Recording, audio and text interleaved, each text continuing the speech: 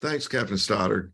I'm delighted to be with you once again for this year's Small Business and Industry Assistance Regulatory Education for Industry Conference.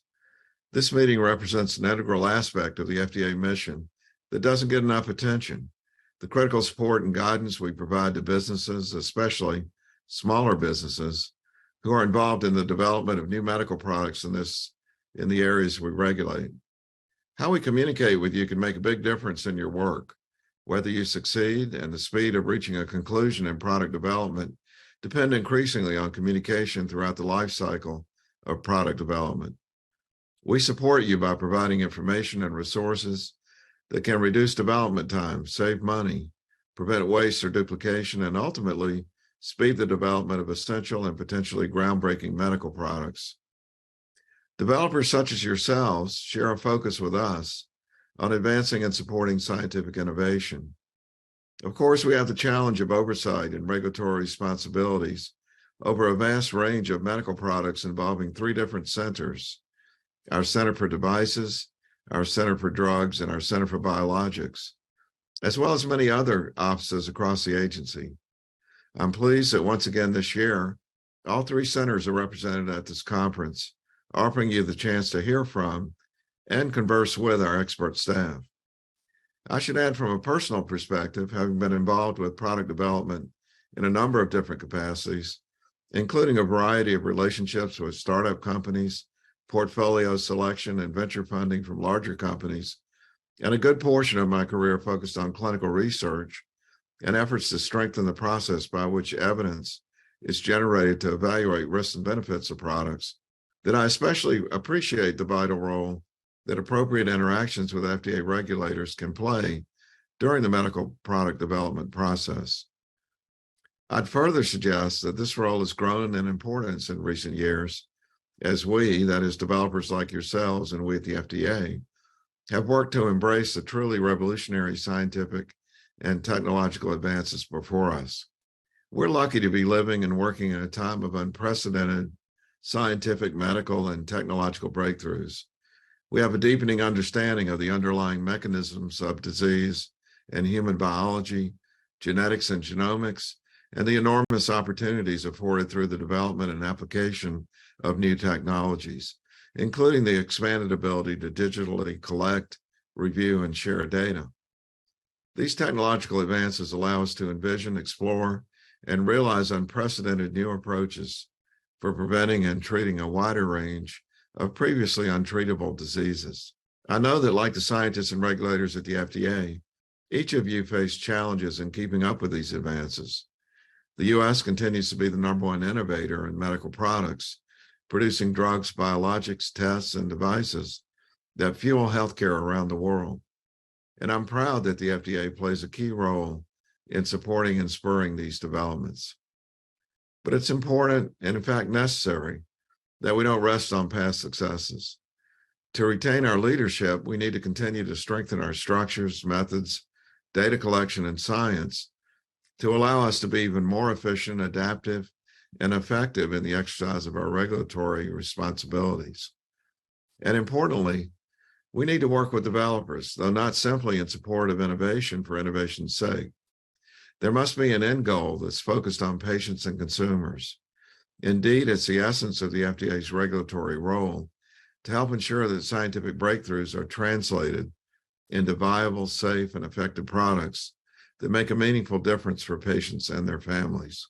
This meeting is designed to provide you opportunities to focus on your specific needs in furtherance of this goal. And over the next several days, your participation will help ensure that we can meet our responsibility to support you in your scientific research innovation. This morning, I want to give you a brief summary of some of the extraordinary work and achievements of our human medical product centers. But being brief is challenging when it comes to speaking about what the FDA does. There's much going on in so many different areas. It's no coincidence that this meeting is stretched over several days. I'll start by mentioning the important role that user fees play in all our priorities and all our medical product centers, helping us keep up with the many scientific developments that drive innovation. Let me begin with the Center for Drug Evaluation and Research. The latest iteration of the Prescription Drug User Fee Law, or PDUFA, has had a significant impact on a number of CDER programs, including efforts to expand the use of digital health technologies, real-world evidence, a rare disease endpoint program, several new programs for enhancing regulatory review, and new meeting types that should add more flexibility in the type of meetings we hold with industry. We're focused on putting these programs in place so we can ensure their continued success over the next several years, as well as strengthening our efficiency to meet our review and procedural goals.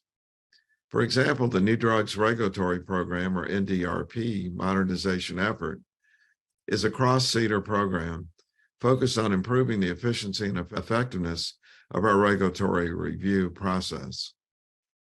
The agency's real-world evidence program provides an optional pathway for sponsors submitting RWE proposals designed to improve the quality and acceptability of RWE-based approaches that can meet regulatory requirements in support of labeling for effectiveness or for meeting post-approval study requirements.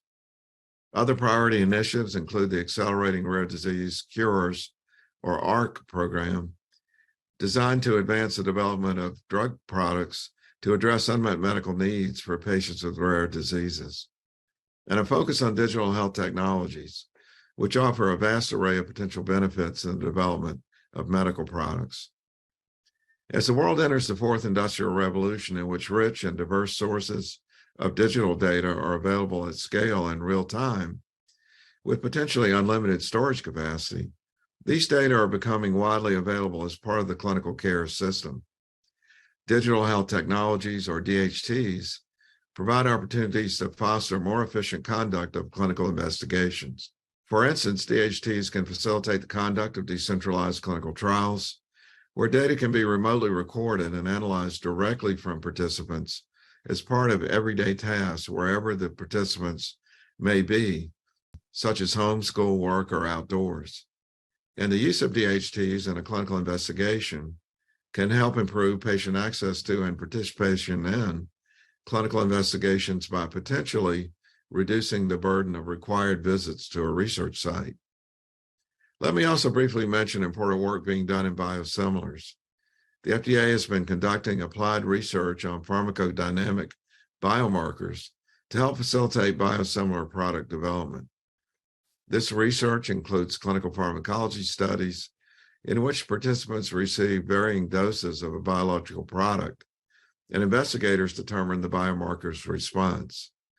The FDA and outside researchers have worked to identify and evaluate biomarkers in placebo-controlled studies using advanced technologies and simulations.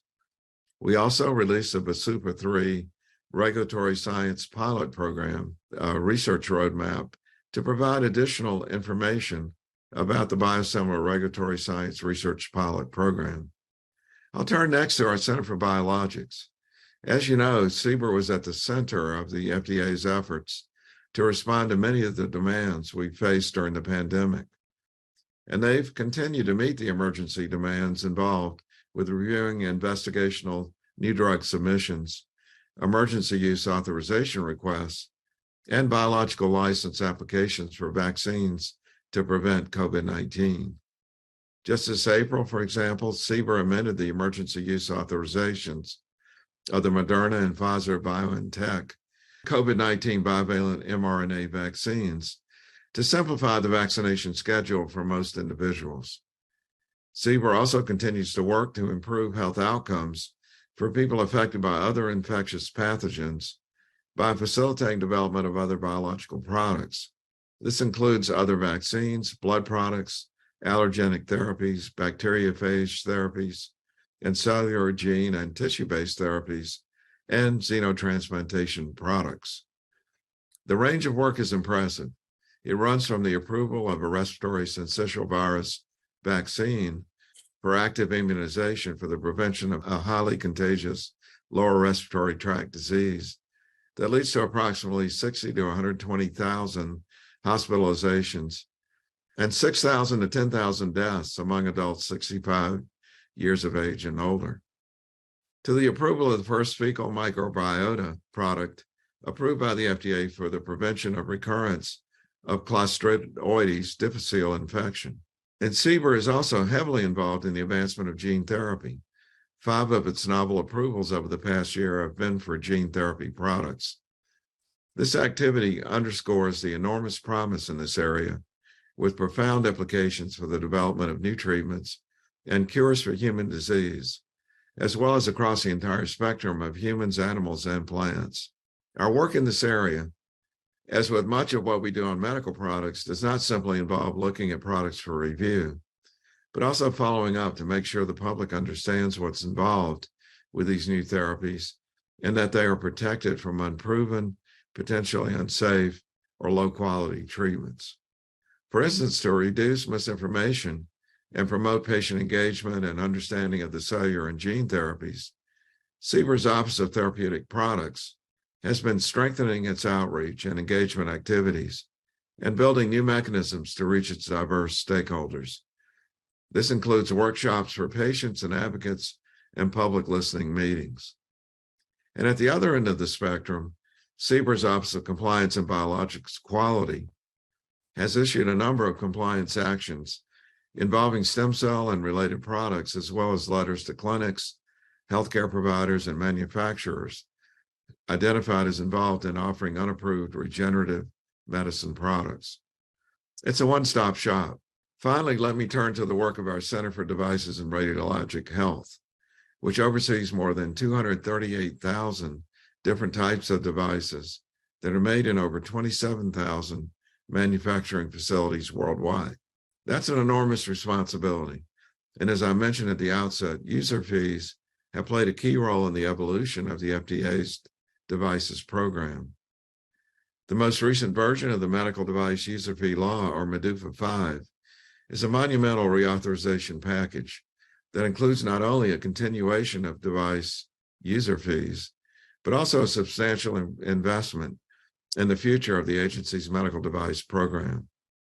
Over the course of the evolution of the user fee law, the FDA and industry have worked successfully to improve patient access to medical devices and to streamline regulatory processes, while assuring the safety and effectiveness of devices that patients and healthcare providers depend upon. And MDUFA 5 provides opportunities for the FDA to explore ways to improve patient science tools to advance health equity, helping to ensure all patients in the U.S. have access to safe and effective medical devices appropriate for our diverse population. I'll mention just one specific component of MDUFA, the Total Product Lifecycle Advisory Program, or TAP pilot. Jeff Shuren will be speaking to you about TAP in more detail, but I wanted to underscore the importance of this program, which provides industry with earlier and more frequent interactions with CDRH, more strategic input for stakeholders, and proactive strategic advice from CDRH to spur more rapid development of high-quality, safe, effective, and innovative medical devices, first in the world, that are critical to public health and that will lower the risk of medical devices. TAP will help assure that device developers have a clear, predictable path to market so that patients have timely access to new devices. We believe it'll help innovators avoid pitfalls in early product development, better ensure a clear, predictable path to market from development to bedside, so that devices actually reach patients, and will continue to foster the innovation pipeline. Let me also briefly mention 2 other groundbreaking developments CDRH was involved with this year. The first is a final rule establishing a new category of over-the-counter hearing aids, which allows certain hearing aids to be sold directly to consumers in stores or online without a medical exam or a fitting by an audiologist. The rule creates greater access and innovation for hearing aids, allowing patients more affordable and equitable access to these high-impact devices. The second involves the updates we published to the mammography regulations that include strengthening the FDA's oversight and enforcement of facilities and help interpreting physicians better categorize and assess mammograms. This action is the latest iteration of the agency's longstanding commitment to support innovation to prevent, detect, and treat cancer under the authority of the Mammography Quality Standards Act, and truly reflects the FDA's mission to protect and promote public health. I'll close by mentioning another CDRH strategic priority: to incorporate the voice of patients through its patient science and engagement program. I mention it because the focus of this important initiative is not reserved to CDRH. Incorporating the perspectives and experiences of patients to make sure the evidence reflects what matters most to and is most effective for these patients and their caregivers is something that we are involved with across the agency. It seems obvious that if we want essential insights about what it's like to live with a disease, the outcomes that matter, and the adequacy of treatment options, we should ask people who are living with a problem or at risk of experiencing the problem, both patients and caregivers. Our goal is to be able to design a more accurate, more complete benefit-risk framework that helps us to better evaluate the safety and effectiveness of a medical product across the vast expanse of patients and consumers with different values, different education levels, and living in different healthcare environments.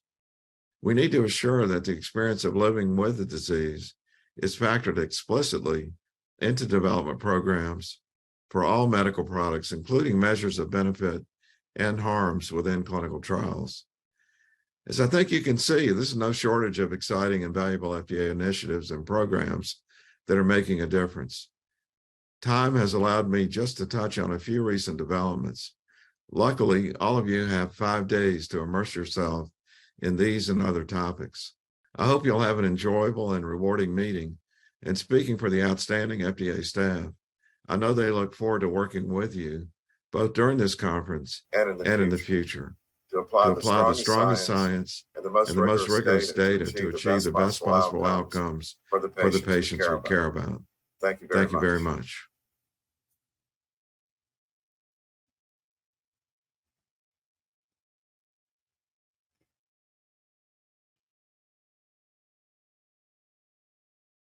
Informative overview of the important initiatives being undertaken by the 3 centers and how they relate to our audience. Now, it is my pleasure to introduce my CDRH colleague, Elias Mallis, who has co-hosted this REdI event with us since 2012. As customary, Elias will conduct this year's plenary session in his role as the moderator. Mr. Mallis began his 29-year FDA career in 1994 and devoted the next 17 years to the Office of Device Evaluation, where he conducted regulatory review and developed policy for a diverse range of medical device programs, such as 510Ks, IDEs, PMAs, and HDEs. He has held many varied leadership positions throughout the years, and currently serves as the Director of the Division of Industry and Consumer Education in the Office of Communication and Education in the Center for Devices and Radiological Health, a position he has held since 2011. Mr. Mallis leads the division whose mission is to educate industry and consumer stakeholders with understandable and accessible science-based regulatory information about medical devices and radiation-emitting electronic products. Please, let us welcome Elias Mallis.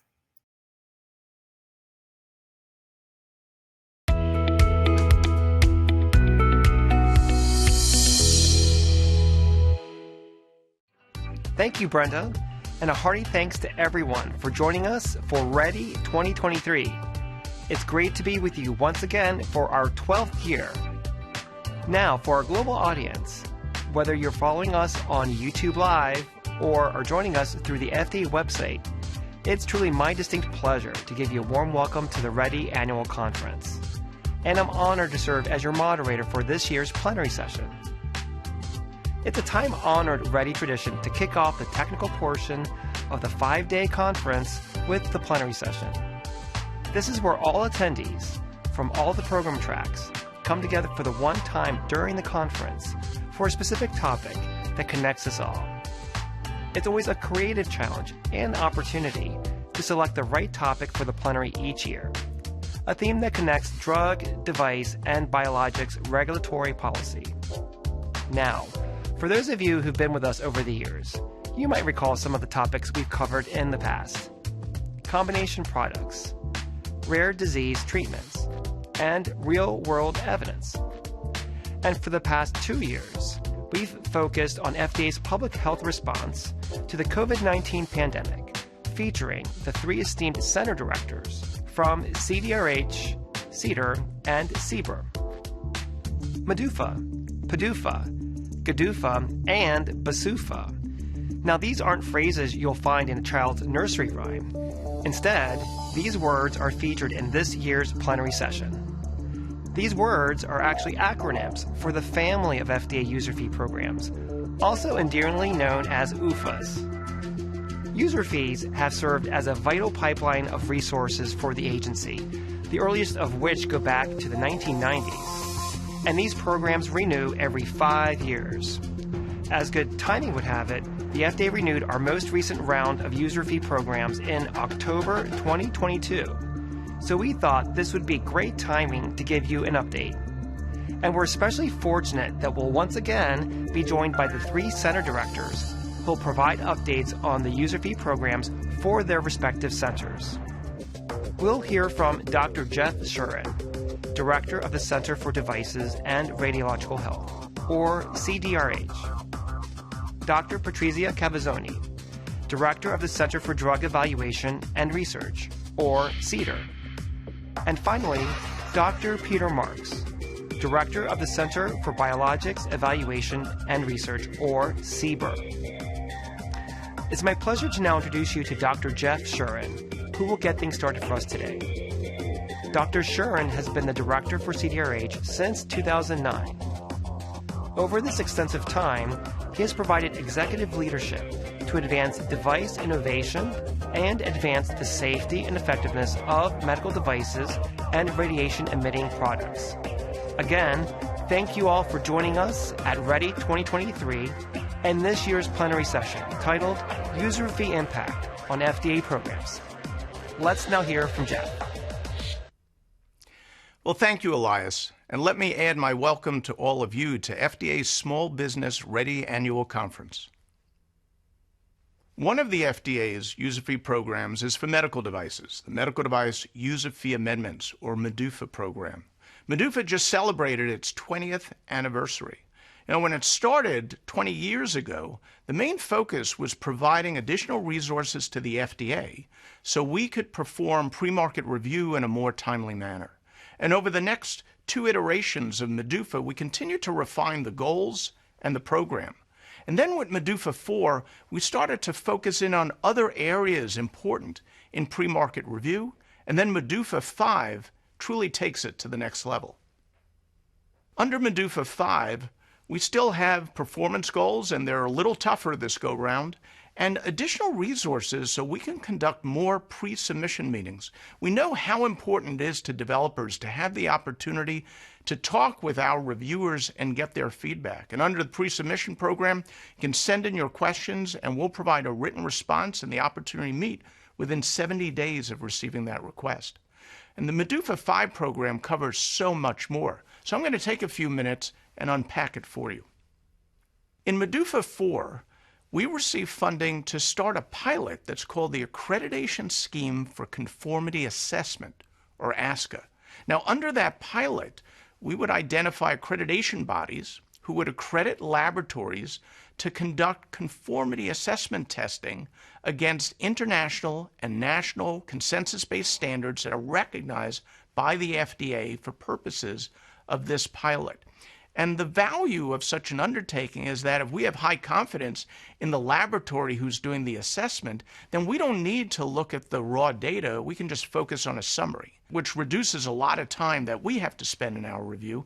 And for the company, they have higher confidence that the data they submit will be accepted by the FDA. Well, it turns out the pilot was wildly successful. And as a result, MDUFA 5 now expands, and it's going to turn it into a permanent program. So I would check it out. And if you have a device that's coming to us for review, and you might be able to take advantage of one of those applicable standards, then I would certainly consider participating in the ASCA program.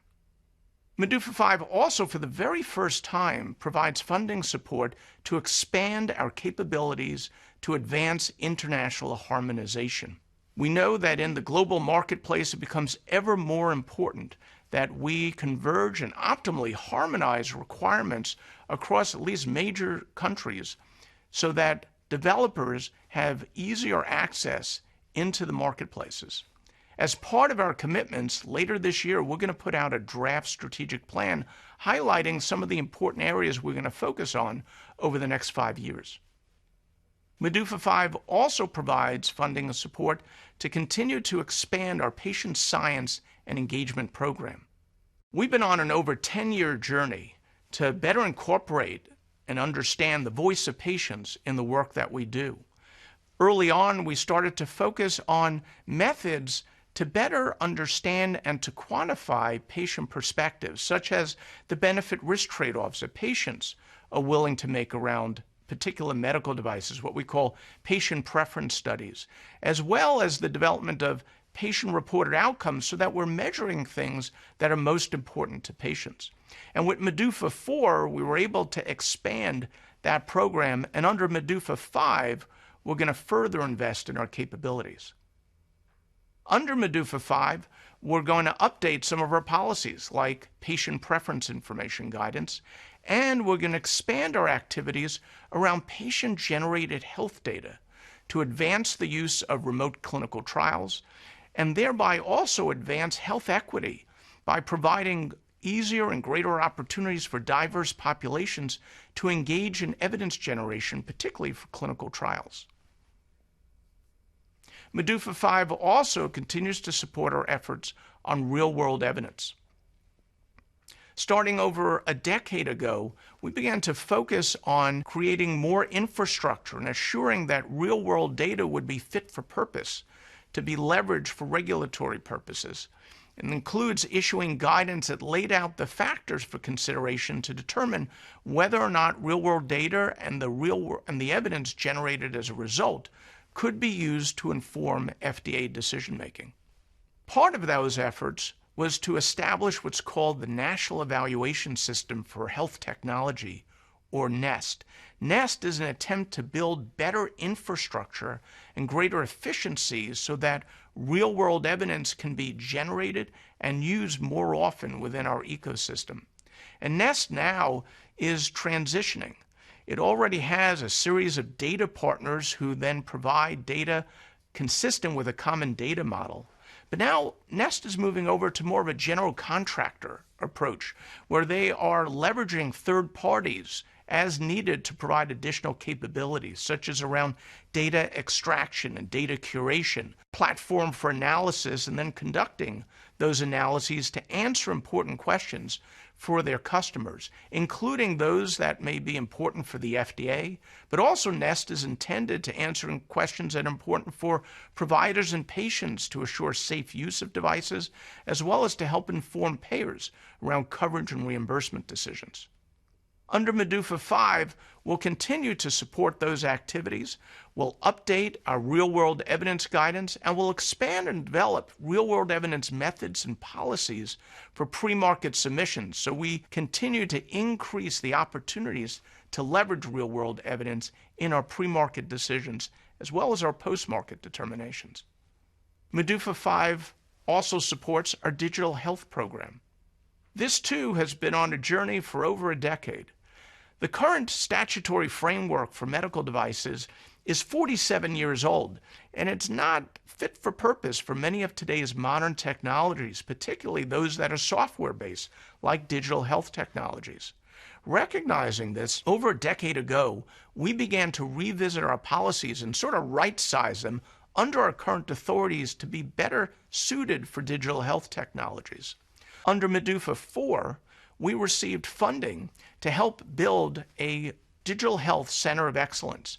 And that center has focused on looking at more innovative approaches to the oversight of digital health technologies. For example, we ran a pilot on what's called pre-certification, where we were looking at key capabilities of manufacturers and opportunities to leverage our understanding of those capabilities in lieu of performing the full deep dive into technologies on a technology by technology basis. The center has also put out several important policies, more recently, final guidance on clinical decision support software, and also a growing focus on artificial intelligence and machine learning. Under MDUFA 5, we committed to issue a draft guidance for what's called predetermined change control plans. In fact, we issued this draft guidance at the end of March. And here's the idea that for certain kinds of modifications, a developer can identify those for the FDA and how they would go ahead and verify and validate those modifications. And if we agree that that's a good plan, then the developer can go ahead, make those modifications in the future as long as they follow the plan and not have to come back to the FDA for another pre-market review. We've also committed to issue final guidance on submissions for device software. And finally, MDUFA supports a very exciting pilot for what's called the Total Product Lifecycle Advisory Program, or TAP. If you're a developer, trying to get to the market is really filled with pitfalls and traps. It's a game of chutes and ladders, where you not only have to get through the FDA for marketing authorization, but coverage and reimbursement by payers, and ultimately adoption in the marketplace by providers and patients. As I mentioned, MDUFA early on was very much focused on streamlining pre-market review. And yet we know that if you get everything right before you come in the door with your pre-market submission, the review of that submission should go very smoothly.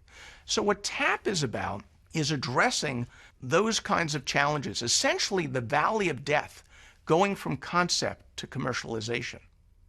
TAP is intended to reduce the time and cost and increase the predictability of that valley of death to help spur more rapid development and more rapid and widespread patient access to safe, effective, high-quality medical devices of public health importance. The way we go about it is three ways. First off, creating a new position, what we call the TAP advisor. Now, I mentioned that there's the opportunity today to seek advice from the FDA through pre-submission meetings, but those are kind of stage-gated.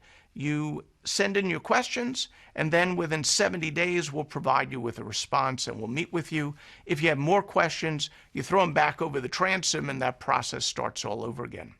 The TAP advisor, rather than just simply reacting to what companies are asking about, will engage proactively and strategically. We'll even independently reach out to the developer to start to identify what are going to be the key challenges and questions that need to be addressed, and then strategize on how best to do that to be successful.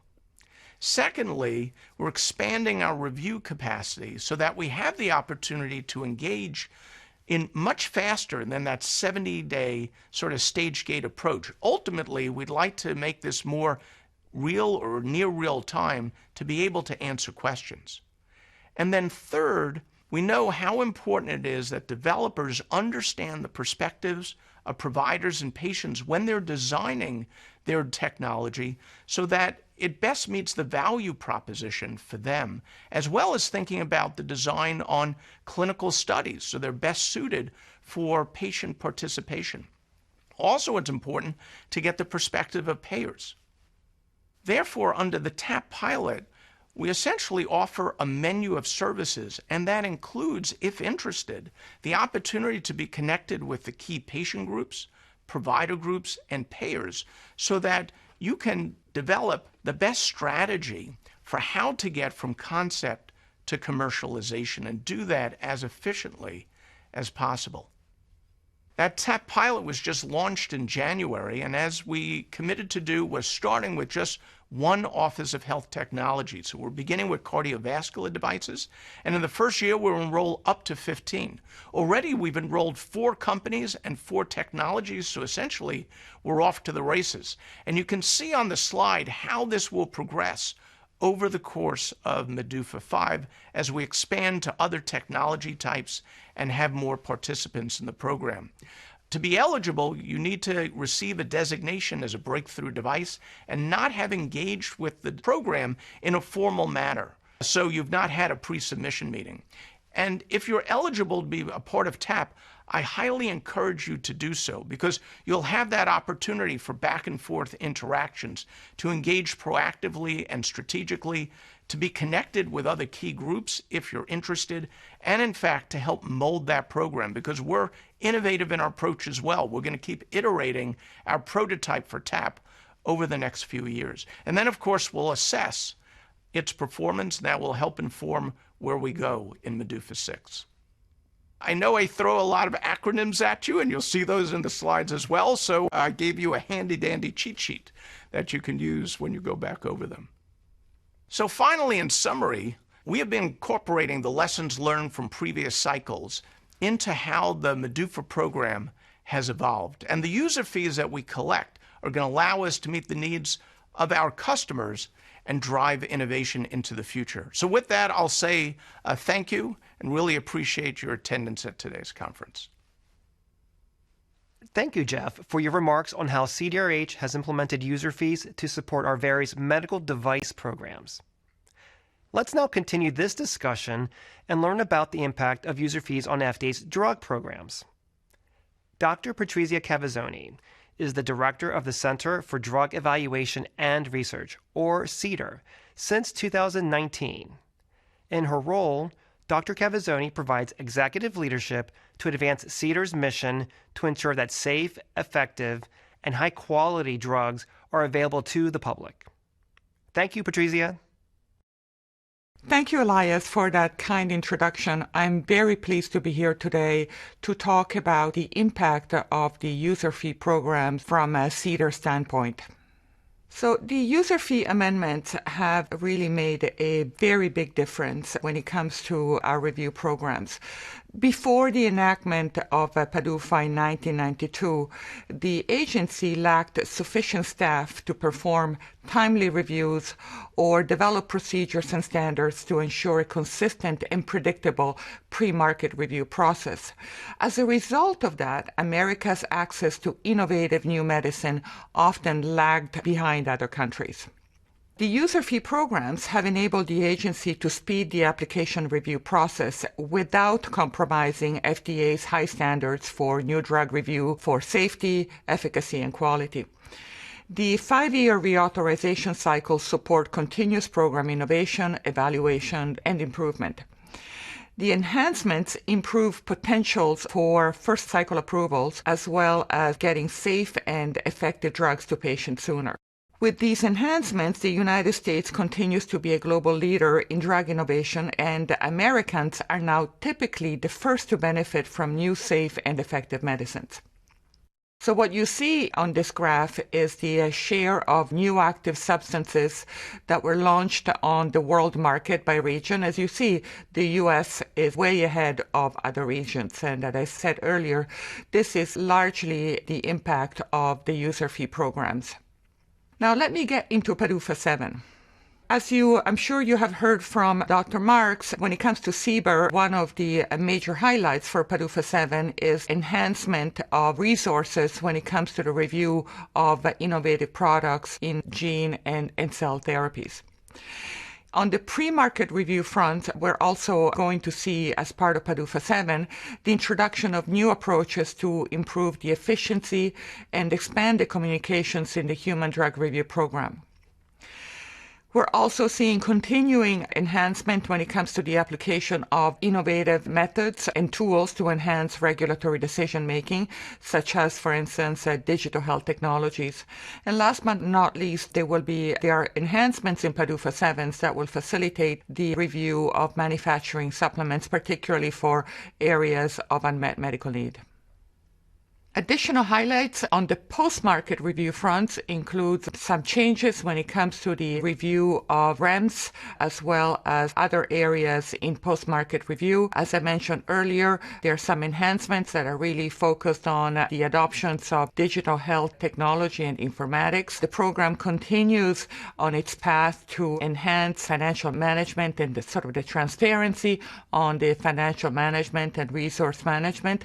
And last but not least, a big focus of PDUFA 7, as in previous PDUFA cycles, is the focus on strategic hiring and retention of world-class technical and scientific staff. Now let me focus on one particular program under PDUFA 7. This is a new pilot program that will focus on the advancement of endpoints in rare diseases. And as part of this commitment under PDUFA 7, this new pilot seeks to advance a rare disease drug development program by providing a mechanism for sponsors to collaborate with FDA throughout the efficacy endpoint development process and as early as possible in development. And this new program will promote innovation and evolving science by beginning early conversations very early in the development process, as ideally in the pre-IND space, between FDA and sponsors on potential new endpoints for rare diseases, including endpoints that might support accelerated approval. And in addition to this, FDA will issue guidance documents, will run public workshops, and will develop a public-facing website. And all of this is really aimed at facilitating and accelerating the development for endpoints in rare diseases, as we know that there is still a huge unmet medical need in hundreds and hundreds of rare diseases.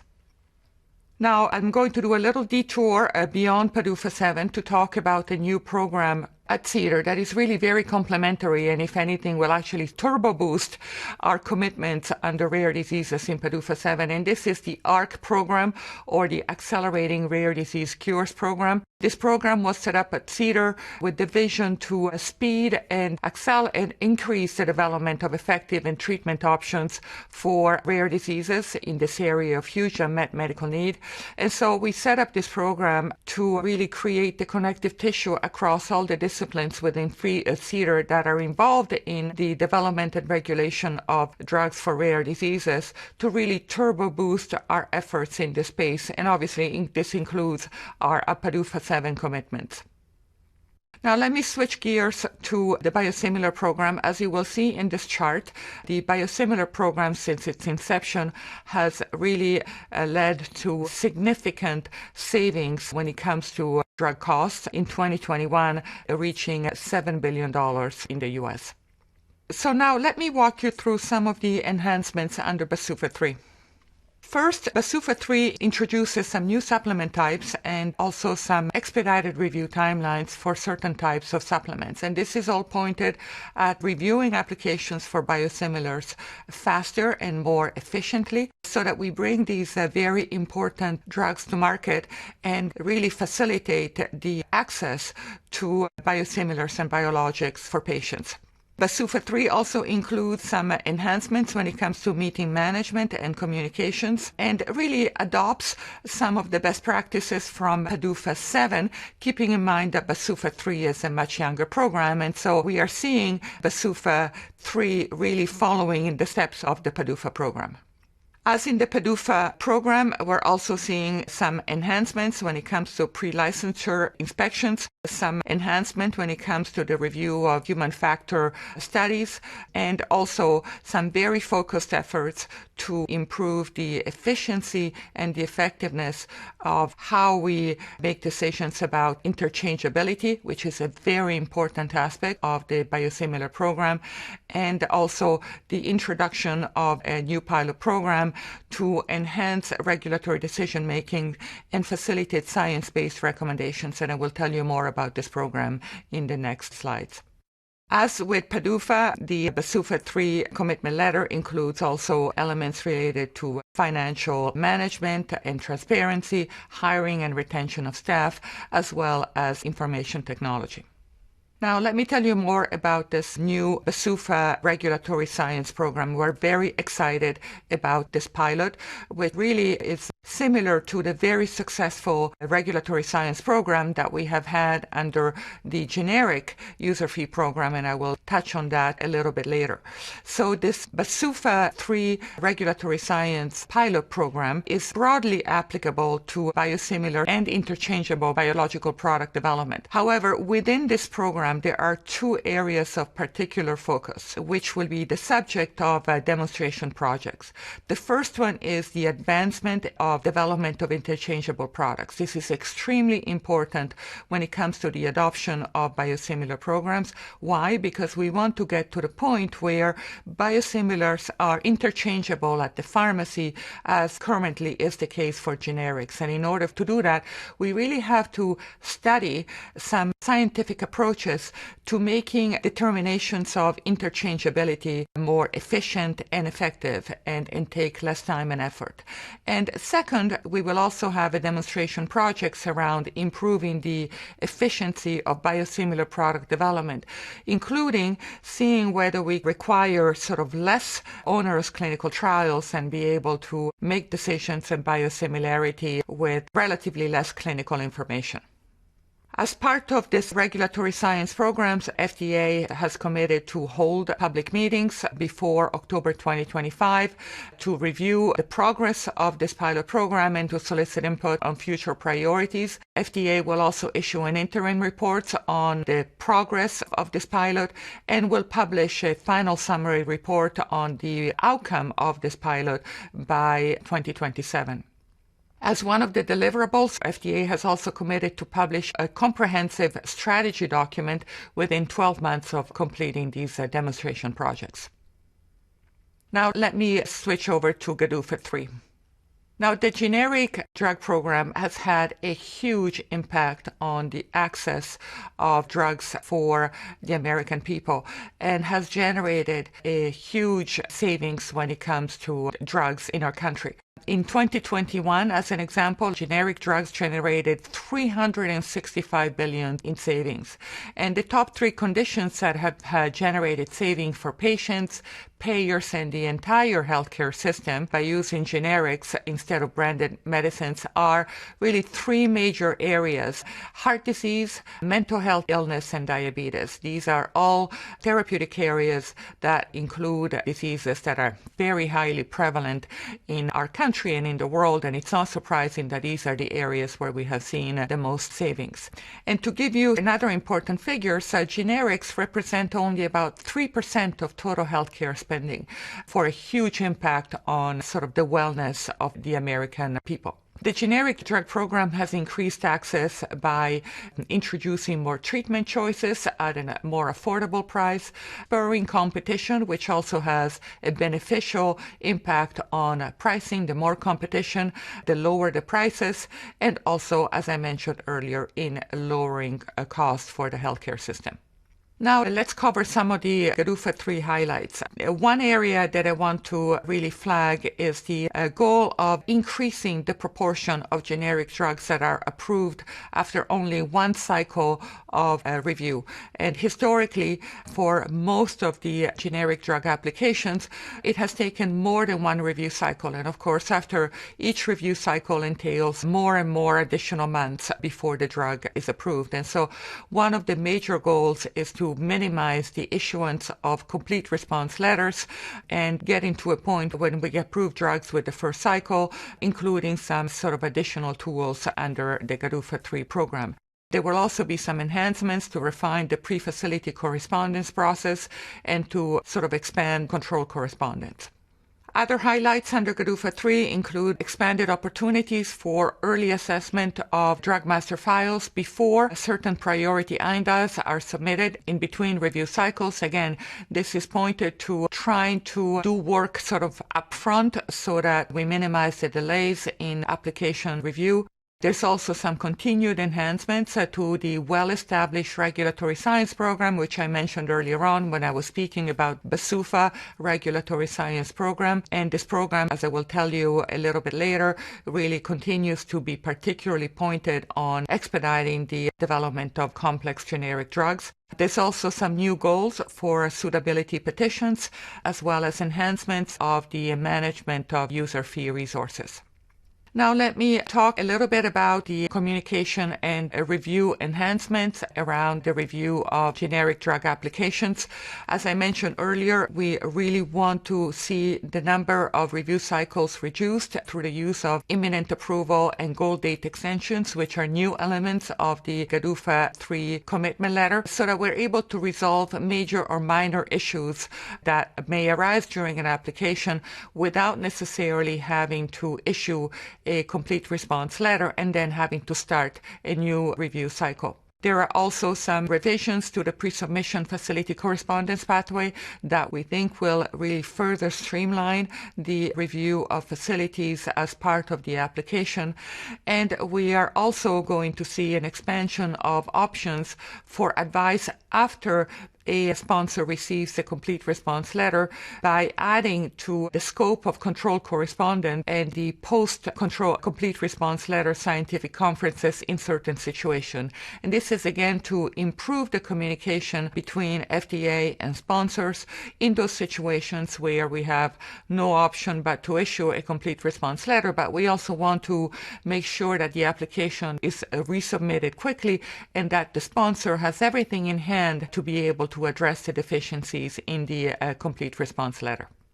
Other enhancements under GDUFA 3 include new goals around responses to suitability petitions to facilitate the development of new ANDAs, and this will make it easier, for instance, for applicants to request different routes of administrations, strength and dosage form with more tighter and shorter timelines for FDA to respond. And there will also be some opportunities for teleconferences, correspondence, and scientific meetings when there are changes in product-specific guidances that impact ongoing bioequivalent studies, which has been a sort of a pain point for industry, and understandably, because these changes in product-specific guidances, which in the generic program represent, how-to recipe to achieve sort of bioequivalence for a specific product, may happen while there is a development program underway. And so this could cause some disruption and confusion for sponsors.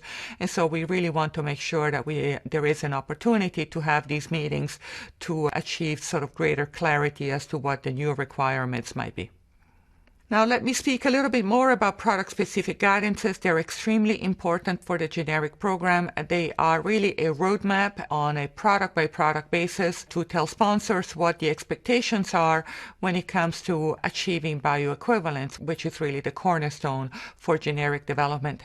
In 2022, CDER issued 257 product-specific guidances, and very important, 154 of those are for complex products, including 54 product-specific guidances for complex products. In total, CDER has issued over 2,000 product-specific guidances, and I really cannot emphasize enough the importance of these guidances for complex generics. Why? Because these are products that are more difficult to develop. It is more difficult to achieve bioequivalence, and so it is critically important that we continue to issue product-specific guidances for complex generics, and GDUFA 3 has some specific goals around that. Now, as I said earlier, the complex generic space is extremely important. And if you look at the sort of pipeline of products, we can expect that complex generics will represent a greater and greater proportion of products for under development by the generic industry. And so GDUFA 3 really recognizes the increasing importance of complex products and introduces some enhancements that really point at making the development of these products easier. So for instance, there is a new goal under GDUFA 3 that establishes new teleconferences of meetings when a product-specific guidance impacts ongoing bioequivalent studies. There's going to be a greater focus on pre-submission meetings on key issues under review for a complex generic. There is going to be more enhanced scientific mid-cycle meetings with the goal of resolving more substantial issues within a single review cycle without having to start all over again and have more review cycles. And then very importantly, GDUFA 3 establishes these new post-complete response letter meetings to immediately sort of discuss with the sponsor how to really solve for the deficiencies and be able then to submit a new application as quickly as possible. Now, let me talk more about the Science and Research Program under GDUFA. This is a very successful program that has been in place now from previous cycles. So what GDUFA 3 does is it adds some areas of focus, and these areas of focus include the development of methods for generics to address nitrosamine impurities, which is a very important area for us, and we're seeing more and more generic applications that have to be where we have to issue a complete response letter because of the presence of nitrosamine or nitroso compound impurities. So it's very important that we study and we develop methods to address these impurities so that they don't hold up the approval of applications.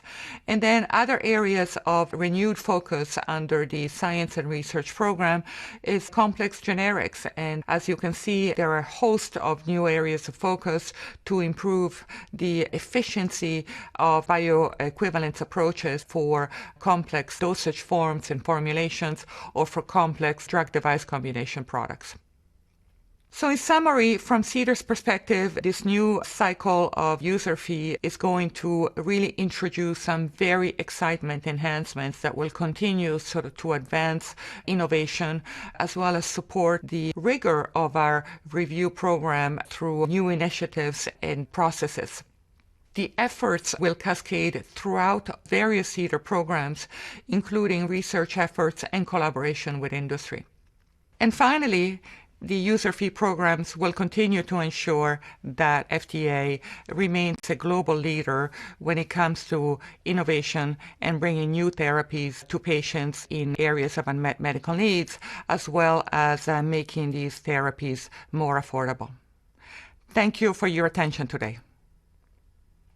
Patrizia, thank you for your insights on the impact of user fees on the various programs at CDER. Let's now conclude our presentation segment with an update on vaccines and biologics with Dr. Peter Marks. Dr. Marks has been the director of the Center for Biologics Evaluation and Research since 2019.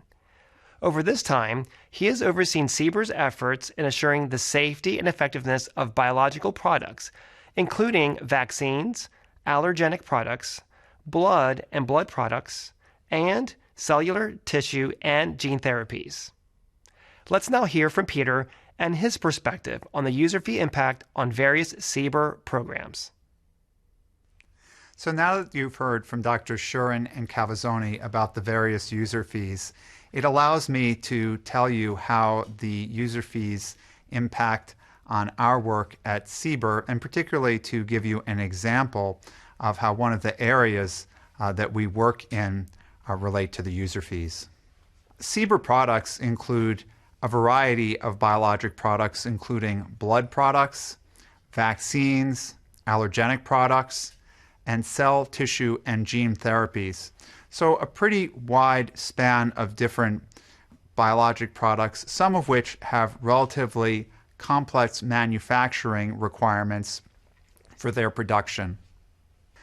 The user fee programs at CBER include 4 of the user fees that you've heard about. Most of our work is under the Prescription Drug User Fee Act, but we do have some devices that are under MDUFA, a little bit of work that's under BSUFA, and a small amount of work under GDUFA. So primarily our work is under the Prescription Drug User Fee Act, but we do have some devices, many of those in the area of blood or tissue, either testing or production.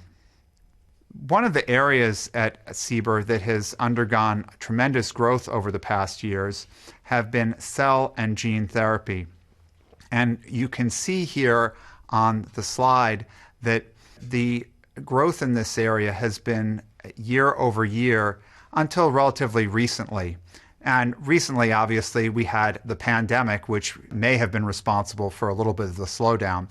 But on the right side of this illustration, you can see that we continue to receive a tremendous number of amendments that go with our investigational new drug applications. So continued growth here with approximately 2,500 active investigational new drug applications in the cell and gene therapy space. And that does indeed keep us busy. what we've seen now is those investigational new drug applications are turning into real products. Over the past year and in 2022, we have had 5 gene therapy approvals, adding on to the 7 before that. So we now have an even dozen products that are approved at FDA in the gene therapy space. These include cell-based gene therapies, including the chimeric antigen receptor T cells and the modified stem cell therapies, and the directly administered gene therapies, either locally administered for hereditary eye disorder, for one of them, or systemically administered for hemophilia or for rare genetic diseases such as spinal muscular atrophy. Now, in the PDUFA commitments, there are various areas that apply to our center, particularly those in advanced manufacturing, patient-focused development, reviewer training, and staffing. And there are actually also additional directives that are part of the FDA Reform Act of 2022. Our center, because of the focus on biologics manufacturing, has a variety of initiatives in this area to try to improve manufacturing, which is a key aspect of the production of our products. Now, our PDUFA commitments also include targeted hiring in the area of cell and gene therapy. This is critical because in order to provide the advice necessary for these cutting-edge products, we have to have a sufficient number of staff. And we're lucky enough through the recent user fee reauthorization to have about 125 new full-time equivalents that we'll be able to hire in the areas of cell and gene therapy. These include about 100 individuals that will work directly in the office that handles cell and gene therapy, and then 25 full-time equivalents that will be in offices that support the development of these products, such as those who go out to inspect facilities and our biostatisticians. And obviously, for these individuals, it will be really critical that we are able to appropriately train them and have the appropriate systems in place to accomplish this training. Now, the growth in the area of gene therapy has been remarkable over the past years, and I hope that you can see over the course of time with that growth, we've been unable to keep up until more recently with the staffing. Now that we have been staffing up, we have a different kind of problem, which is that we have an office that has grown almost too large to handle the number of individuals in that office, to have reasonable spans of management supervision. So recently, we have reorganized what was our Office of Tissues and Advanced Therapies into a super office structure, which has now 6 offices under a larger super office in order to have good control of the number of individuals in each office. And so we now have separate offices for gene therapy manufacturing, cell therapy manufacturing, manufacturing of other biologics that are regulated in the Office of Therapeutic Products, which is the new super office name. We have a large clinical review branch, which allows us to deploy clinical reviewers across any of the product areas, an Office of Pharmacology and Toxicology that provides those services for review of any of the products, and then a project management office that helps make sure that everything is coordinated.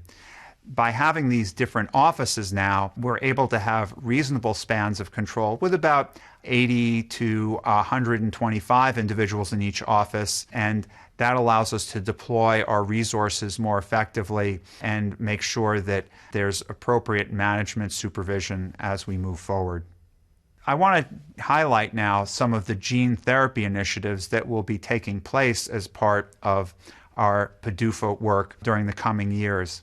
Gene therapy is an incredibly promising area that has the potential to make a huge difference on medical care because although it may not be absolutely curative, it potentially can provide long-term benefit for many diseases that currently have no effective therapy.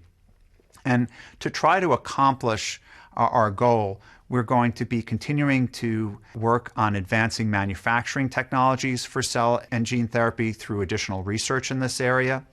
We'll be using and better defining the use of accelerated approval for gene therapy. We'll be exploring concurrent submission and product review with other regulatory authorities around the globe, and I'll tell you a bit more about that. And we will also be introducing a pilot program looking to apply the learnings from Operation Warp Speed, which was originally for vaccines and other products for COVID-19, to rare disease gene therapy. So to say a little bit more about how we're trying to get there, gene therapies can leverage certain aspects of the different gene therapies that are similar in order to hopefully help move these products forward more rapidly through development. Now, what's similar about different gene therapies is that for a given group of gene therapies, they may all rely on the same vector backbone. That is the part of the gene therapy that carries the unique part of the gene therapy, part of the gene therapy that makes the protein of interest into the body. Because we believe that we can leverage information from one vector to another potentially if the vectors are the same between the different gene therapies and if they're manufactured using the same methodology, we're hoping that we can start to develop platforms and make use of the platform therapy provision that is part of FDORA 2022. We're also trying to then, on top of that, be able to leverage the use of accelerated approval for rare disease gene therapies. Many of these diseases affect only a small number of individuals, and many rare diseases have very long natural courses during which patients deteriorate continually over time. And it can be challenging to conduct studies over many years, and the ability to use biomarkers to get an early readout about whether a gene therapy is having an effect or not may be crucial to getting some of these gene therapies to patients. Ultimately, the gene therapies may interrupt the deterioration that would otherwise occur. That would be just an example, for instance, in some of the neurologic conditions that are caused by lysosomal storage disorders or some of the other genetic defects. So if we can use biomarkers or intermediate endpoints to get there faster, we'd like to do that, and we'd like to lean into doing that. And so we anticipate working with sponsors in this regard over the coming years. We also think that getting towards global cooperation in this area is going to be crucial. In the United States, we might only have 20 or 30 people with a given rare disease, but if we can pool patients with people, for instance, in the European Union and in countries like Japan, we might have 100 patients to treat. And by doing so, we can take diseases or conditions that are otherwise commercially not viable and make them into commercially viable entities for which sponsors will develop products. That will require some collaboration, cooperation, perhaps even having some of us compromise on exactly what our requirements will be. But at the end of the day, we believe that if we can make those compromises and ensure that collaboration, all of our populations will be better off through being able to have access to therapies that may be the only therapy that can potentially address a given disease.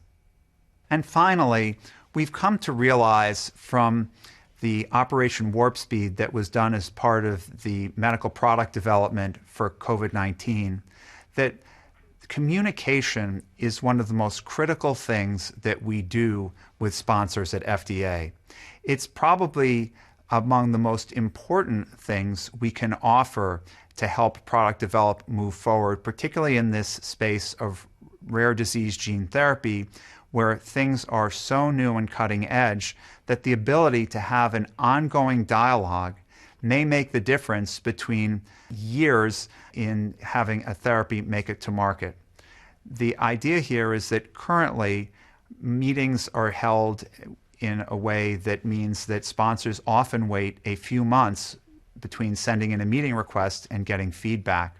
What we'd like to be able to do with this pilot is see if in several cases we can show that having ongoing communication allows us to move development faster. And so in the coming months, we will put out a notice to get applications to see if sponsors would like to be part of this pilot. We'll be putting forth criteria by which to select promising rare disease therapies, and then we'll run this pilot and afterwards see if it actually does make the difference that we think it will make in helping to get these products towards market. And ultimately, the evaluation that we make of these products will help us decide whether or not we try to justify a larger application of this, potentially with a future user fee act. So just to summarize from CBER, the user fees are providing us with critically needed resources for the review of innovative cell and gene therapies, as well as other products that we regulate, including vaccines. And really, we have quite a wide variety of initiatives ranging from manufacturing on through to the clinical development of these products. So thank you very much.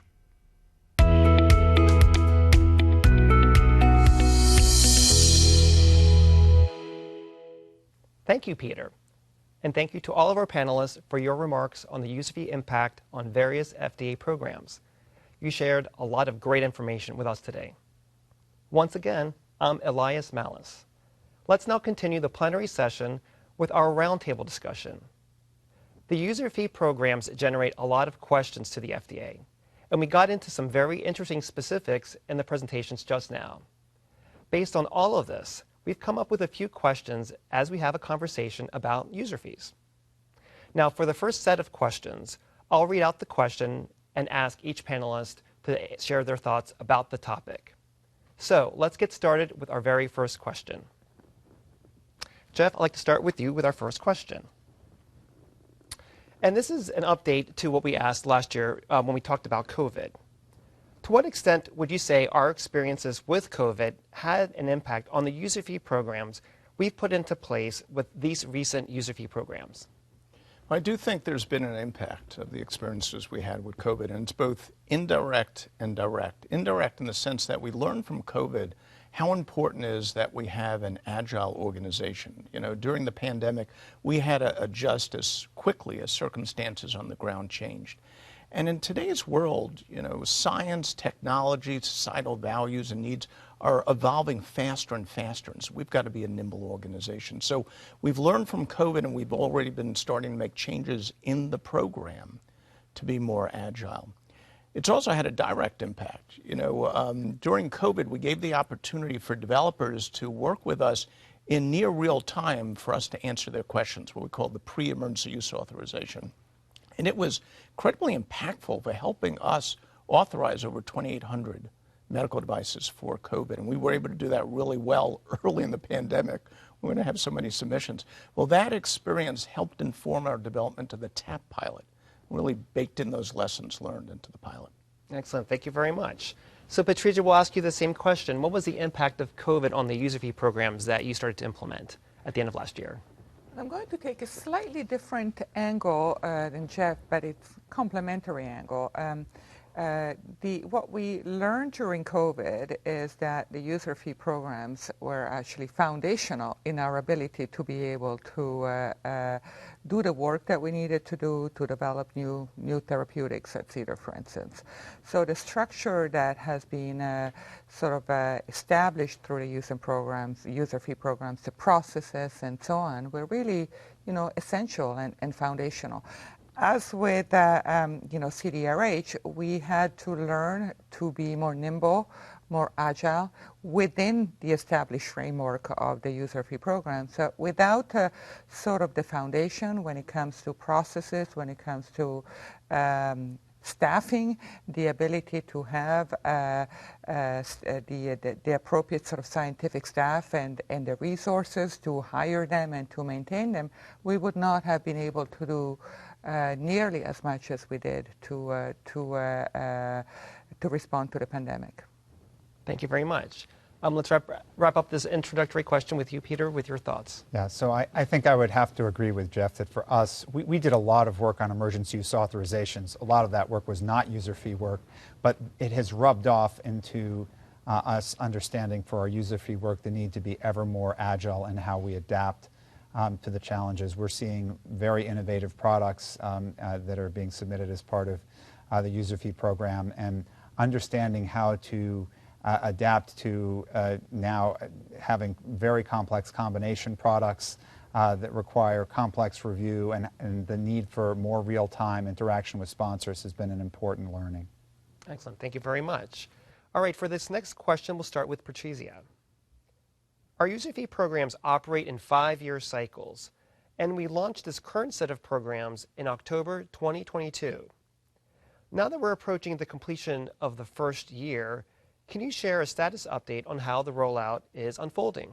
Well, we obviously have a long to-do list as part of our commitment letters, particularly for CDER, where we have 3 programs with a very sort of long list of commitments. What we have done with this cycle is something a little bit different compared to previous cycles. We have actually put in place a sort of steering committee on top of each of the 3 user fee programs. And this group is not only there, obviously, to track how we progress against our commitments, but also to maintain continuity between now and the next sort of round of negotiations, so that as we look at as we implement the commitment letters, we also start thinking about what we would like to see in the next cycle. And what we have seen in previous years is that while we have been very good sort of at tracking our commitments, there has been a bit of an on and off switch when it comes to the sort of negotiations, and things sort of get quieter for a few years, and then all of a sudden sort of we have these data calls to see what you want to do with the next cycle. And we think that it should be really a continuous process from one cycle to the other, so that we keep on thinking about how we can enhance these programs over time. All right, thank you very much. Peter, we'll go to you with the same question. How are things going so far in this first year for user fee cycle? Yeah, I think we're excited to be able to take advantage of the additional headcount, and I think for us, it's almost like the real estate joke: location, location, location. It's hiring, hiring, hiring, and so we are working to get people on board. Obviously, we had the reorganization of into the Office of Therapeutic Products, and getting bodies on board has been a major effort, and I think we're doing reasonably well getting people into both leadership positions and into reviewer positions in that office. Thank you very much. We'll conclude this question with you, Jeff. Your thoughts on how are things going so far with this current user fee cycle, especially for Medufa? Well, I think to echo Patrizia and Peter, there's a lot on the to-do list, and one of the big ones is hiring. But so far, pretty good. I think we've gotten a lot of important documents out, changes to the program, and we're on track, at least at the moment, to meet our performance and our hiring goals. And that's really exciting, sort of coming out of the pandemic and putting that in our rearview mirror, that we're already on a good road moving forward. Thank you. Thank you very much. Let's conclude this first series of questions where we'll ask everyone the same. Peter, I'm going to start with you this time. User fee programs feature extended negotiations that occur between the FDA and stakeholder groups of interest, and then from there proposals are submitted and ultimately determined by Congress. How do you balance advancing the needs of the FDA while also factoring the perspectives of these other important groups, which may sometimes have different goals than what we may have at the FDA?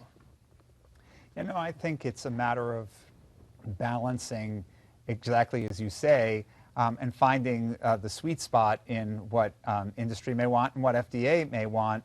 We can't always get to exactly the same place, but I think at the end of the day, when we remember that our goal is the same thing, to develop medical products that benefit patients, I think we generally find our way to the right place together. I mean, I think I've been impressed in the past user fee negotiations that we actually did find our way pretty harmoniously to many of the things that we wanted to achieve. Thank you. Jeff, the same question to you about the spirit of negotiation with the different stakeholder groups. Yeah, well, I agree with Peter. We're always trying to understand and take into account the needs of our customers. And at the end of the day, I do think we have shared objectives, and that helps us to get to a good place. All right, thank you. And then Patrizia, concluding with your thoughts? Yeah, I will echo what Jeff and Peter have said. It's a balancing act. I would say that I would bring in also the patient groups and the patient advocacy groups. They have a very strong voice as we find our way through the negotiation process. But at the end of the day, as we can see from this last round, we really landed in a good place. Excellent, thank you. So we'll switch gears now to the next set of questions. For each of these, I'm going to pick a theme that was revealed in each of your presentations, but I'm going to ask you, each of you, a specifically tailored question.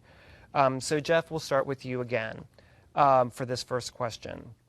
So a connecting theme throughout each of the presentations is the focus on the patient. Patients are indeed at the heart of what we do. For CDRH has seen a steady progression of strategic focus on the patient. You outlined all of these initiatives in your presentation, from patient preference to patient science and engagement to real-world evidence and to NEST. To what extent would you offer that patients indeed have a voice in the regulatory decisions that CDRH renders? I think, patients have a strong voice in the decisions we make and the work that we do, and we've continued to expand their opportunities over the past several years. Let me give you 3 examples. One, we established the Patient Engagement Advisory Committee. It's the only advisory committee at the agency that's made up of patients, so they can weigh in on important issues pertaining to the FDA. The second is, I mentioned the TAP pilot. TAP is a chance, too, for patients to engage with developers when they're designing the technology and make sure it really is designed to meet their needs. And when we think about designing a clinical study, that it's set up in a way that best meets the needs of patients so they can optimally participate in that clinical study. And lastly, we've, in the past few years, had a big focus on establishing and participating in what we call collaborative communities. It's where the community comes together and the key stakeholders in that community participate in an ongoing forum where they can deal with shared issues and come up with common solutions. And FDA is just a participant in the community. One of the other participants are patients. They have equal voice at the table. And if the community has a solution and it's in the best interest of public health and it's not contrary to our statutory mandate, then we'll adopt that community solution. Again, it's a great way for patients to have a stronger voice in what FDA does. All right, thank you. Thank you for your thoughts and your remarks. Patrizia, we'll continue with you. Something that many of us can relate to and probably very dear to our hearts as patients and consumers ourselves is the price of medicine and the benefits that generic drugs may have for patients. While the FDA does not control costs directly, how would you say that GDUFA 3 program efforts might have an impact on drug pricing itself? GDUFA 3, which is our generic program, and I would add to that the biosimilar program, are really the cornerstone of what sort of FDA and CDER can do when it comes to making drugs more accessible. Obviously, we cannot control the price of drugs, as you have said. We're not payers. We learned the price of a drug with everybody else after it's approved and the company announces what it's going to cost. What we do know, however, is that through our generic program and our biosimilar program, the more drugs we approve, the greater impact, positive impact on pricing. And this has been shown over and over again. The more competition, the greater the benefit on pricing. And we see it with other commodities. I mean, when you have monopolies, you generally do not have a favorable consumer environment when it comes to pricing. And so these programs are really essential to promote competition by approving sort of more and more drugs, even more drugs that are sort of exactly the same class and so on. And, the numbers that I showed in my presentation speaks for themselves when it comes to cost savings for the healthcare system. Excellent. Thank you very much for your thoughts. Peter, let's conclude with you with this question. You made reference in your talk about patient-focused drug development. Can you elaborate a little bit more about what you mean by that? So for many of the rare diseases that we're dealing with, and not so rare diseases, there are specific aspects of a disease that are more bothersome to patients than others. And in the past, drug development was based on what a drug developer thought was important, or perhaps what physicians thought was important, which is not always the same as what is really important to patients. So a drug developer might think that preventing an abnormal heart rhythm in a rare disease was what was really important.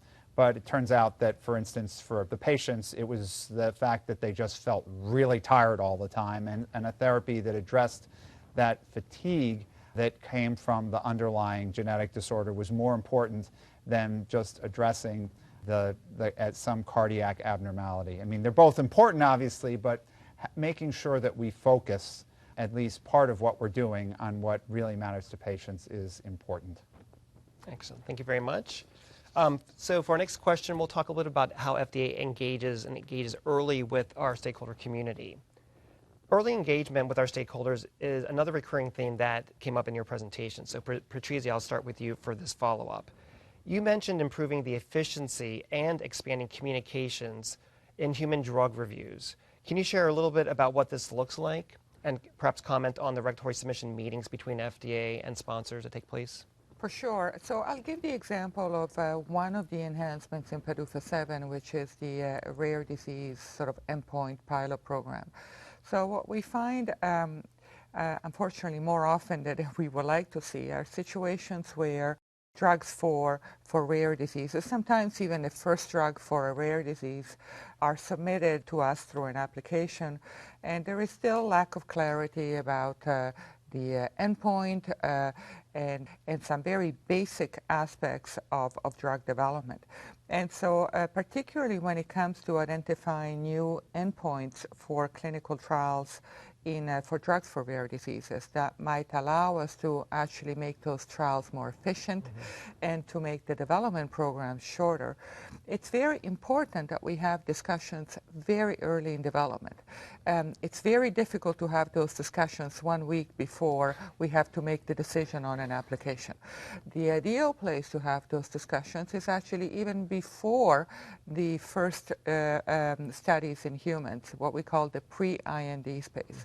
And so we really encourage sponsors to come to us early to discuss these potential new endpoints, including endpoints that might be able to support the use of accelerated approval. And I know that this is a very big topic of interest for the rare disease community. But we cannot discover or start discussing these issues at the tail end of an application review. We really have to do it very early on. And so this pilot is going to be very important, but this you can really expect that this will go broader than this pilot. This is something that we really have to facilitate this very early engagement.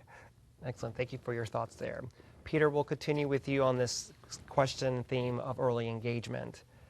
You mentioned a communications pilot for specific rare disease products, Operation Warp Speed. Will the program be focused on the tissue product space or across other programs all throughout the center? So thanks for the question. Initially, we're going to be focusing it on the rare disease gene therapy space because that's the area where we think there can be most impact. That's an area where for many of these diseases there isn't a small molecule or protein therapy that can help those diseases. The gene therapy is the only thing out there potentially to address some of these conditions.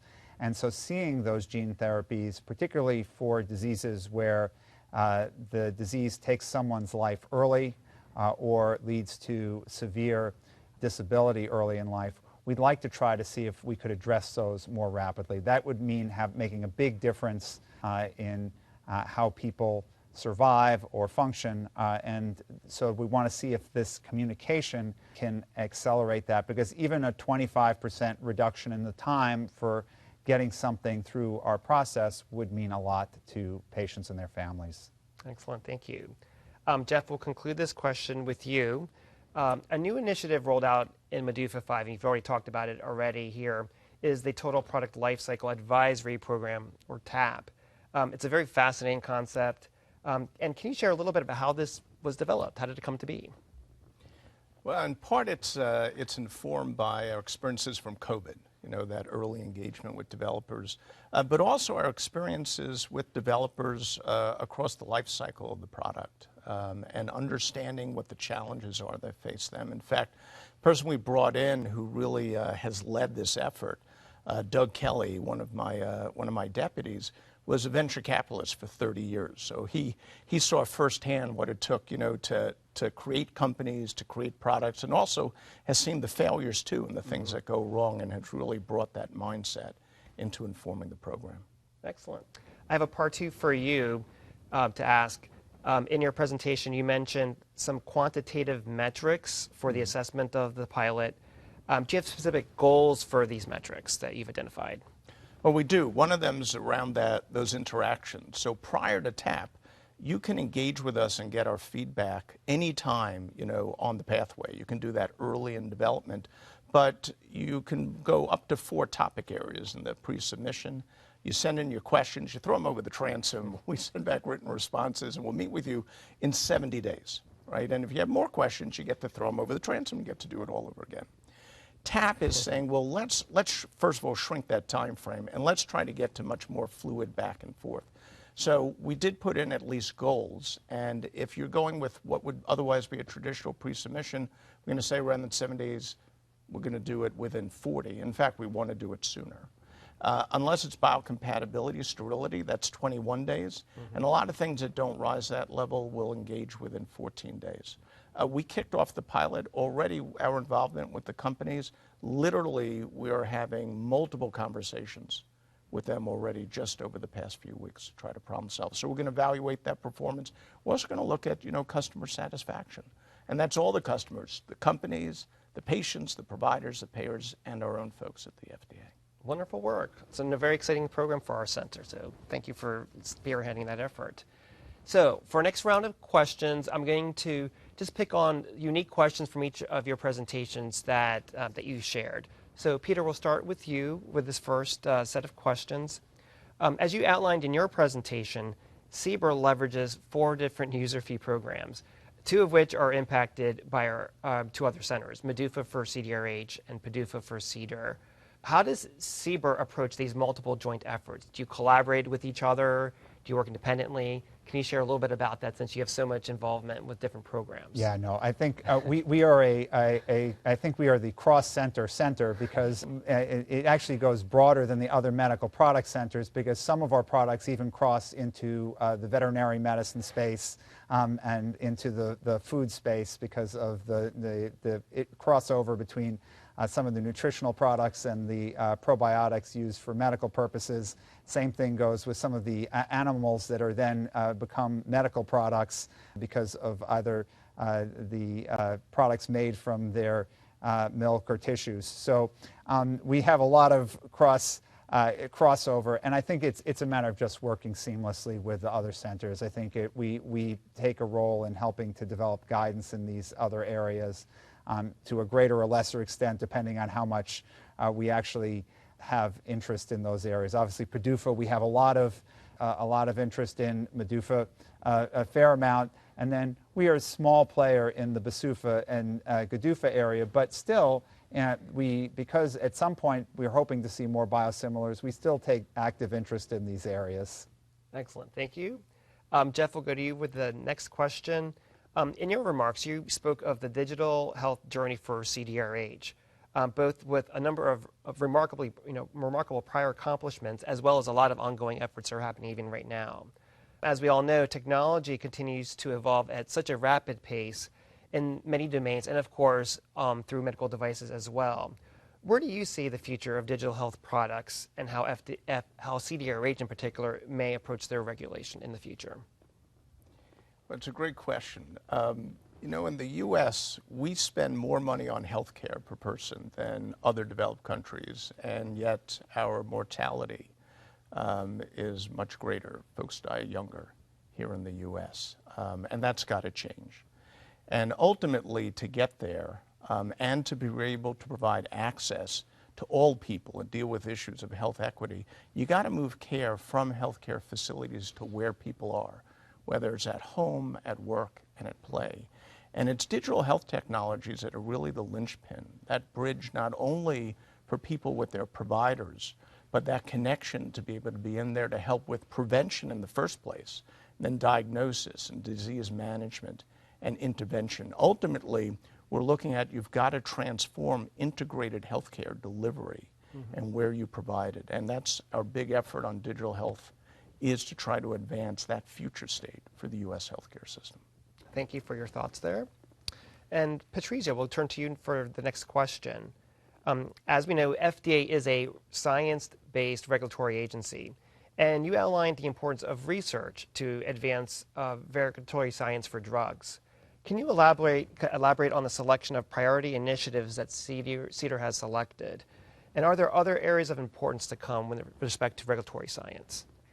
Sure. This is a very important area. So to sort of frame what I'm going to say, we have two programs that are formally funded, two research programs that are formally funded under the user fee programs. The one is the generic regulatory science program, and then we have this new entrance, the regulatory science program pilot for biosimilars. We do not have a formally funded research program under PDUFA. So let me speak to the first two. These programs are really applied regulatory research, meaning that they are meant to solve real regulatory problems that then are going to make us hopefully more efficient and effective in how we support the development of generics and biosimilars. And so when it comes to generics, the area of focus for the next or this current cycle is complex generics, including complex formulations, including combination products. If you look at what's coming down the pipeline in generic sort of R&D programs, you see more and more complex generics. Why? Because that's what you see also in the sort of innovator pipelines, and therefore, the innovator or branded product pipelines become the R&D pipeline for the generic industry. So those are big areas of focus. When it comes to biosimilars, this new program is really meant to turbocharge our efforts to find faster and less cumbersome ways of to develop biosimilar products, hopefully by reducing the amount of or length or complexity of the clinical trials that we require to make decisions about biosimilarity. And within that, a particularly important area is interchangeability.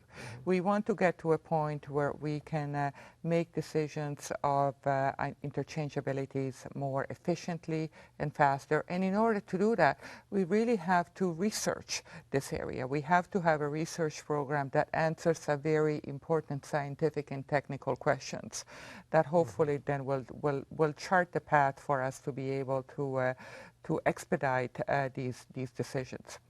Thank you, Patrizia. Jeff, we'll come back to you with our next question.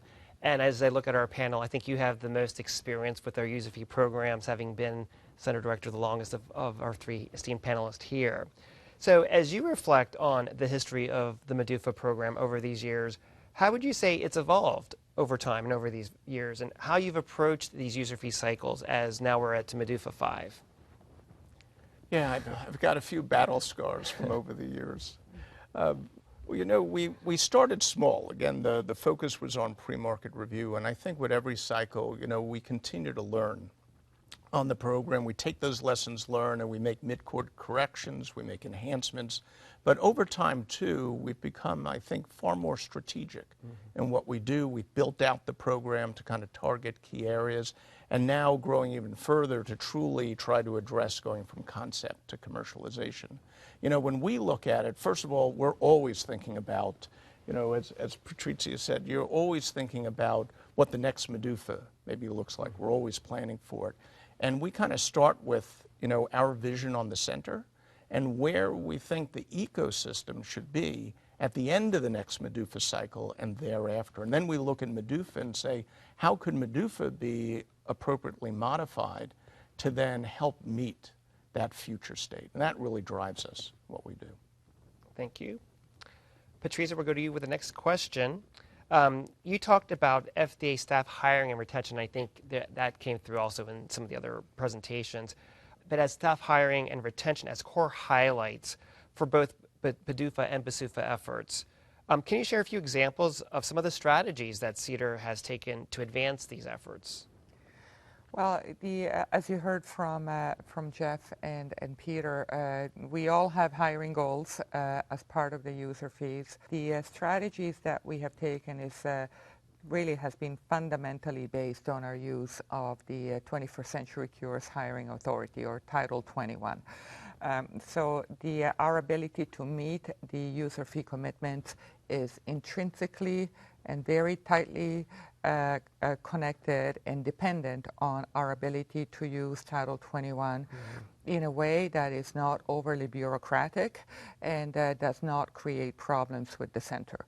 And this is something that we have to, keep in mind, in particularly as FDA through the new authorities that we received from Congress in January, whereby FDA can expand the use of Title 21 or 21st Century Cures across the agency. It is very important to keep in mind how important this hiring and pay authority is for the centers and for the center's ability to meet the user fee commitments. Excellent. Thank you so much for your remarks. Peter, we'll conclude with this question for you. Now, in your presentation, you talked about the efforts to establish a new super office structure model, and this is a concept that's been previously used both at CDER and at CDRH in the past. Do you have any lessons learned from the prior experiences of these other centers that have informed perhaps how you're approaching it for CBER?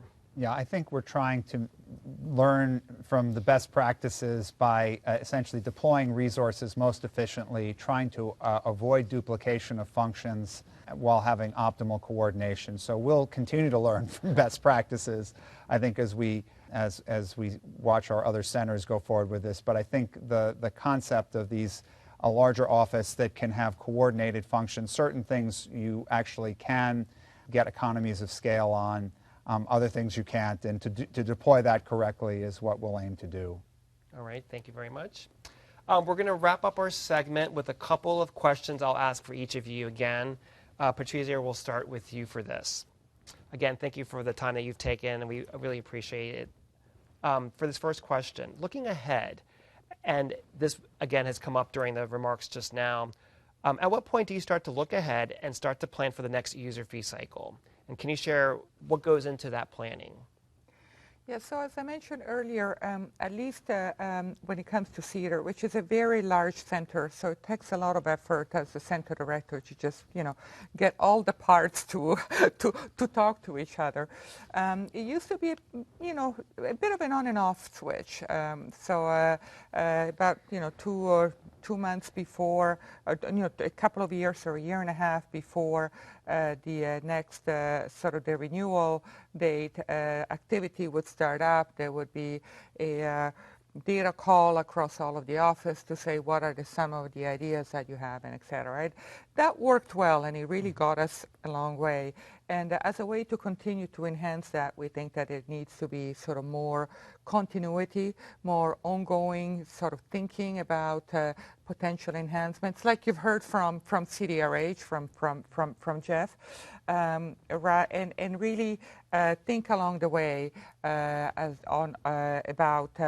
sort of potential additional things that we want to see in the user fee programs. And then that longer term vision is really important, to really set a vision that straddles more than 2 or 3 user fee programs. So I'll give you an example of something that we're thinking about right now. we have had very successful funded, user fee funded research programs that we talked about for generics and biosimilars. And so is there a path forward, for instance, to identify some applied regulatory research areas that could become sort of use cases for a PDUFA funded regulatory research programs in future cycles? That's one of the examples of the things that we're thinking about right now. Excellent. Thank you for your remarks there. Peter, we'll go to you for the same question about your thoughts on when do you start to plan ahead for the next user fee cycle? Yeah, I agree with Patrizia. This is something that we have to, it will happen, it actually is going to start happening pretty soon as we try to, in an organized manner, work through proposals that may make sense, in part because as we're implementing this set of user fees, we're already starting to see what might be good ideas for the next set. So this will be an organized process, and I think that the organized nature, I think, is something that in a little over 10 years at the agency, I've seen us get more and more organized in this process. Excellent. Jeff, the same question to you? Well, it's sort of ditto. I'll have what they're having. It's really very much the same. And I think just to build on too, we do our homework. We monitor our programs, we gather our data, and a lot of the things we do and what proposals we put on the table, they're data driven at the end of the day, and we got a lot to back them up. Excellent. Thank you. All right, we've reached our last question. So Peter, I'm going to start with you. So if you had one wish, what's the one new program area or initiative that you'd like to see supported through our user fee programs? Wow. I think we already have some support in here, but I think for me, for biologics, it would be really continued support and even greater support of manufacturing initiatives, because I think in the world of biologics, we still are, especially in vaccines, gene therapies, we're still behind the 8 ball on manufacturing technology. Excellent. Jeff, I'll go to you. What is on your wish list for next time? For us, post-market safety. It's important to us. It was really important to patients. We gave it the college try in MDUFA 5. We didn't get there, but our hope is that we'll strike gold in MDUFA 6. Excellent. And then Patrizia, the last thoughts on this question? Well, out of a very long list that I have in my head, I would say clinical trial innovation. Okay. We are beginning to do some work internally to really think about how we could, set up a program that would bring together all of the pieces that will ultimately, that are important when we think about how we can innovate clinical trials, from how can we make them less complicated, more pragmatic, how can we really embrace decentralized clinical trial tools, how can we adopt really embed digital health technologies in clinical trials, how can we use modeling to a greater extent. There's all these pieces that may be sort of going on across the center, but we really think that we want to create, really turbocharge this work. And so we're thinking that this, if we see some success in some sort of pilots that we're going to be doing within the center, maybe this could become something that we want to see advance with the next user fee cycle, for instance. All right, thank you. And Patrizia, you have the last word for our segment here. And with that, this concludes the REdI 2023 plenary session, User Fee Impact on FDA Programs. I'd like to thank our esteemed panel of FDA leaders, Dr. Shuren of CDRH, Dr. Cavazzoni of CDER, and Dr. Marks of CBER. My thanks to you for spending this time to have a conversation with us about the important impact that user fees have on our collective FDA work. It was really fascinating to get a behind-the-scenes look at what it takes to roll out and implement this substantial effort. My thanks to you, our global audience, for joining us for this very special session. I truly hope you enjoyed learning from our FDA leadership on this important topic. This will now conclude the plenary session. Let's now take a break. When we come back, we'll start the drug tracks and the CDER sessions. I'll pass the virtual baton to my dear colleagues at CDER, who'll serve as your hosts. Now, for those of you joining us for the devices track and CDRH sessions, I'll see you on Wednesday morning at 8:30 a.m. Eastern Time. Until then, please take care.